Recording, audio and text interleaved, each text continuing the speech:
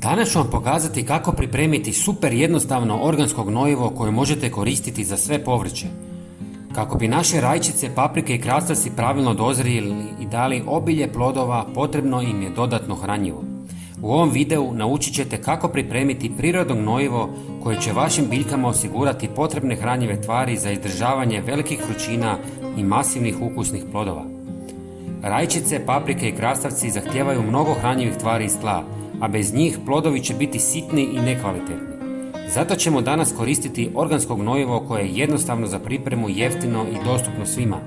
Sve sastojke već imate kod kuće, a priprema traje samo nekoliko minuta. Idealno je vrijeme da ga dodate sada kada povrće počinje masovno dozrijevati kako bi vaši plodovi bili zdravi i sočni.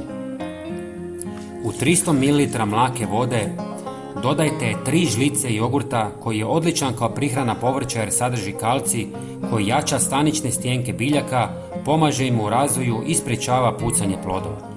Osim kalcija, jogurt je bogat korisnim mikroorganizmima koji poboljšavaju strukturu tla i pomažu biljkama u apsorpciji hranjivih tvari.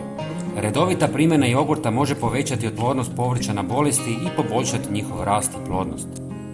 Zatim dodajte 1 žlicu šećera, koji je koristan kao prihrana povrća jer poboljšava energiju biljaka i potiče brži rast. On se u tlu razgrađuje na jednostavne šećere koje korijenje brzo apsorbira, što povećava vitalnost biljaka. Također, šećer potiče aktivnost korisnih mikroorganizama u tlu koji poboljšavaju strukturu tla i olakšavaju pristup hranjivim tvarima biljkama. I na kraju dodajte pola žlice kurkume koja je korisna kao prihrana povrća zbog svojih antifugalnih i antibakterijskih svojstava koja pomažu u zaštiti biljaka od bolesti i štetočina. Osim toga, bogata je antioksidansima koji mogu poboljšati ukupni razvoj biljaka i povećati njihov prinos.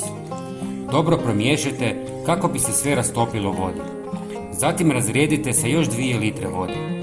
Zalijevajte biljke 2 puta mjesečno. Svaka biljka treba otprilike 200 ml ove prihrane.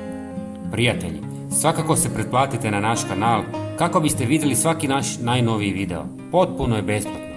Hvala vam puno. Pozdrav!